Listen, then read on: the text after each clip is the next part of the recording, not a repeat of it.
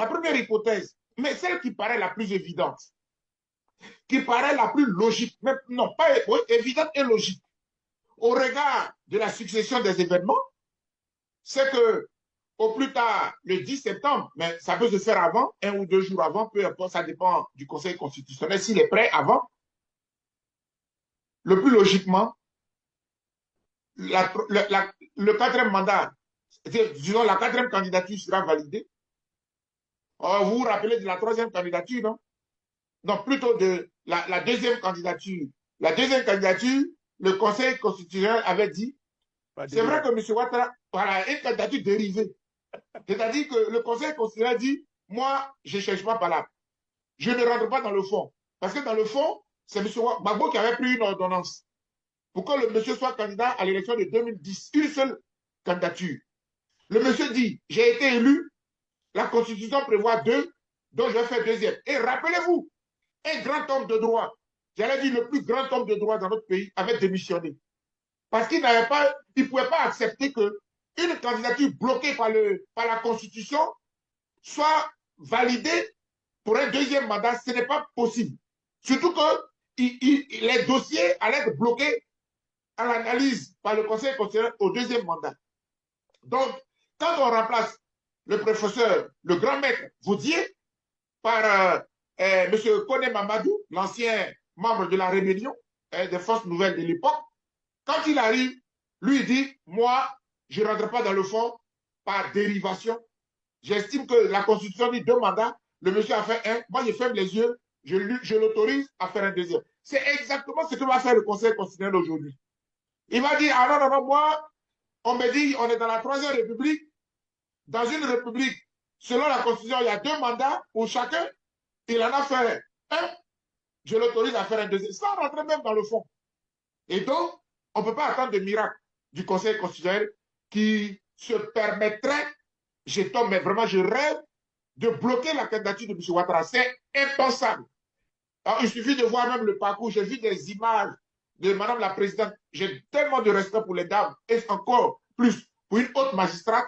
Mais le fait de voir avec Kandia Camara dans certaines images et tout, les postures n'inspirent pas confiance, malheureusement.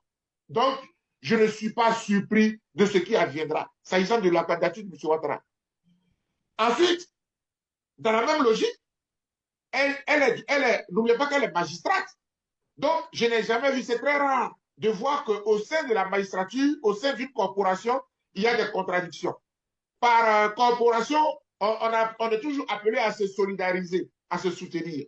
C'est pour cela que j'estime qu'elle ne peut pas contredire les magistrats qui ont condamné M. Laurent Gbagbo à 20 ans. Donc, elle va certainement s'appuyer là-dessus et puis rejeter sa candidature. De même, dans le cas de Tidjane Thiam, elle va prendre l'argument, il n'est pas sur la liste électorale, il a été exclu de la liste électorale, donc moi, voilà, c'est une loi qu'il a exclue, il n'a pas respecté ce critère du code électoral, je m'appuie là-dessus pour rejeter. Donc, en fait, la première hypothèse, la plus plausible, la plus logique, si on s'en tient à l'évolution des choses, et selon la volonté de M. Ouattara, c'est ce qui va être fait. On va rejeter M. Gbagbo, on va rejeter M. Tidjane Thiam, M. Ouattara sera confirmé. Mais ce sont les conséquences qui pourront être dramatiques pour notre pays. Ah non, justement, cela m'a... Quand vous regardez la posture de M. Ouattara, qui se déplace pour aller à la CEI, c'est qu'il est prêt au combat. Quand il est prêt au combat, il compte sur quoi? Mais il compte sur le Conseil constitutionnel qui est dans sa poche. Mais il compte sur l'armée. Mais il compte sur la police. Mais il compte sur la gendarmerie. Où il a gardé M. Apollo à la gendarmerie. Où il a gardé le général Youssouf Fofana ou bien je ne sais plus quoi.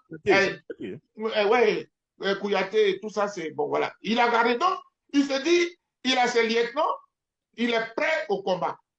Donc pour lui, il n'y a pas un moyen de faire marche arrière. Donc, il a ses lieutenants. Et puis ce qui est à noter, c'est que finalement, tous ces hauts cadres, ils nous ont donné à comprendre qu'ils jouent leur destin, ils jouent leur poste.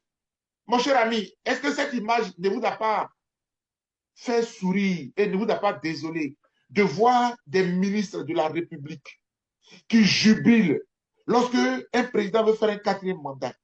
C'est un peu comme au Cameroun.